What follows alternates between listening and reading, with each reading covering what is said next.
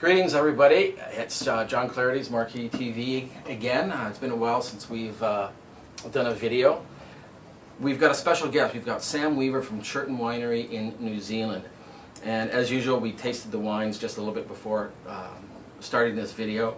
And boy, I was duly impressed with the wines. They're not that typical, exuberant, over-the-top New Zealand wines. That comes probably because you're classically trained English, European palate. But tell us about Churton Estate. What's happened? There's some interesting developments over the last couple of years. Okay, so thanks, John. So Churton, we started 15 years ago, but I guess as you were alluding to, my background, and you can probably tell from my accent, is English, and I went through the English wine trade system, and then made wine in France, and I've been making wine in New Zealand for over 20 years now. And when I started making my own wine, I really wanted to do something a little bit different, and something which had got probably more of a European flair and a European structure. Okay. We're really small and perfectly formed. Perfect. But we produce a bit less than 10,000 cases currently. So rather than going down the conventional route of planting vines on the flat of the valley, we were the first people to plant really quite high up. We're at 600 feet above sea level, on a really interesting... Got some pictures.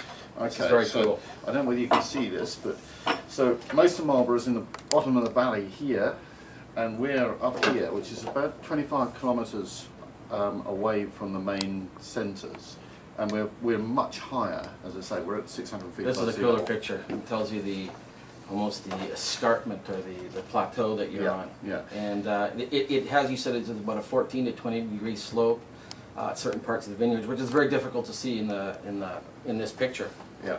So and this one here just gives us a little bit of a view. This is looking to the south, and you can see in the middle, it's where our vineyards are. Is actually on a ridge which is raised about 70 meters. That's what's that in terms of feet? 70 meters is about 220 feet, something like 200 that. feet above the valley floor.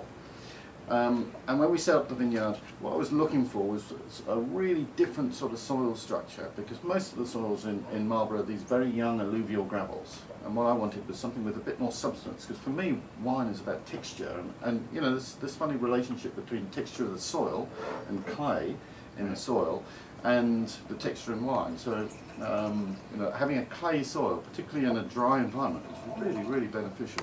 Well, we're tasting the 2008 Sauvignon Blanc, Marlborough, and man, you know, if I had this, in front of me blind, I would think it's Sancerre, and I think that's what you're trying to go for. Yeah, but well, not exactly, because in the end we're always going to have Marlborough fruit. That's so right. It's always going to have more fruitiness. But what I'm trying to do is produce wines which have got some, you know, real structure and elegance and length, not just exuberant grassy characters. In fact, to be quite honest, I don't much like those grassy characters in New Zealand wines. What I'm looking for is something which has got some real fruit weight, which is bone dry, and a bit of minerality and texture through it. And you use large foods or puncheons. Yep, 500 litre puncheons. Not for all of it. We about 10% is fermented in large 500 litre French oak puncheons, and then it's aged for quite a lot longer on its lees. So, you know, the conventional model is that you machine pick fruit, you ferment it quickly, you bottle it quickly. What we do is we actually hand pick, well, quite a lot, high percentage, about 30% of our fruit's hand picked, and then that's fermented and aged on lees, whether it be in barrel or stainless steel, for at least 6 months before we blend and then bottle. And that's helping us with our textural development. Here's what I like about this wine, and I know you're probably going to cringe. Double bubble and Wrigley spearmint, just a little bit, but not to the point where it's you know when you get that bubble soapy character. But you know, it's just, it reminds me. I always pick things up when I was a kid, and those are good memories for me. Right. Maybe in a wine, I know a wine aficionado may not like them, but for me those are good memories. You know, hanging out with the buddies, and now I eat chewing gum, and now I hang out with my friends and drink wine. So it's all good. I really like that. I love the subtlety in wine. I don't like this, you know, like you said, this aggressiveness that comes out. I mean, there's a place for it, but this for $27.90, I think it's a great deal. Yeah, for me, for me, the key thing about wine is having that textural integrity that I keep on saying about, and layers of flavour, not just one flavour that pokes its head out. It just needs to have layers of flavour that get running through the wine. And I make my wines to drink. I make them. They're not for tasting. They're not for putting in a show circumstance. It's for drinking half a bottle of them and enjoying. It's like a show car. They look great, but you can't drive them on the street. So we're tasting the 2008 Pinot Noir, and we're going to have another Pinot Noir in a second. Okay. So, hallmarks of New Zealand Pinot Noir. I mean, what I have found in the past, this is my personal, they're more on the fruit side and less on that sort of secondary and tertiary qualities of flavors that I'm looking for in Pinot, especially at some of the prices New Zealand is charging. They think they're Burgundy, but they're maybe about 500 years. They need a little bit more time. So, what are you trying to do with this your Pinot here? Well, I'm not trying to make your conventional New Zealand type, so Pinot Noir, sorry, tripping over the words. What I'm trying to make is a wine which has, again, got the fruit running through it, layers of fruit. I don't want to have big sweet fruit in the front part of the mouth. What I want, for me, what makes wine really interesting is the finish, the length of wine. And it's the aftertaste that is really important. So I work really hard to produce these wines which have got this linearity, the flavours running all the way through it, rather than just big, fat, sweet fruit in the front part. I have to tell you, this is the wine we tasted yesterday, right? It is, yeah.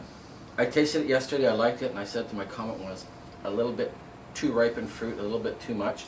This has been bouncing in the car for a day. Yeah. It's tasting better.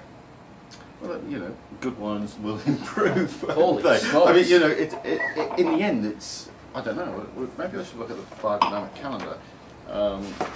The day may have changed, but maybe the key thing is that good wines which are made well, which are going to last, they will develop over a 24-hour period. Yesterday, I want to tell you, was a low pressure day. Okay. I did not. There's a guy on Urban Diner who poo-pooed, called them woolly bearded mammoths or woolly bearded guys about biodynamics. Yesterday, I wasn't feeling very well. I think it was a low pressure day. It was I just felt this pressure on my head. The wine didn't taste that well. Today it tastes way better. What did it say? We have to move on. Okay. Yesterday we were moving into. Oh, Christ, sorry, I've got my glasses on. I can't read it. What's 12. It was a root day. And it's a root day up until 12 o'clock. Oh, thank you. So not really the best time to taste. No, although I don't usually object to root days, and then it moves into a flower day. So today's a flower day. So I don't know. It's there was an article in Decanter. Anyway, we're getting short for time. We're going to do another video after this about biodynamics. And this is the Abyss. Tell us quickly about the Abyss. This is the Abyss. Okay. Well, this is also the Abyss. And the reason we call it the Abyss is because it ends with that dramatic drop off. Right. It's a lovely northeast facing slope, and it's the reason why we planted this vineyard was because of that wonderful northeast aspect. Of course, in the southern hemisphere, the sun goes through the north, not through the south. Right. So it's got this great aspect. It's our oldest vines, and in 2008, this wine just screamed to be bottled on its own. It always looked the most complete wine all the way through in barrel. So This has got complete. The word complete and seamless really means a lot to me. No angularity to it, no disjointedness. Wow, this is good. This is not for sale yet, but it's going to be a little pricey, probably about $60. At least. At least. Very, very small production. We only made 140 cases. Well, I'm going to get some. I promise you, I'm going to get some in the store. All right, guys, thank you very much. Next one is going to be on biodynamics. Cheers.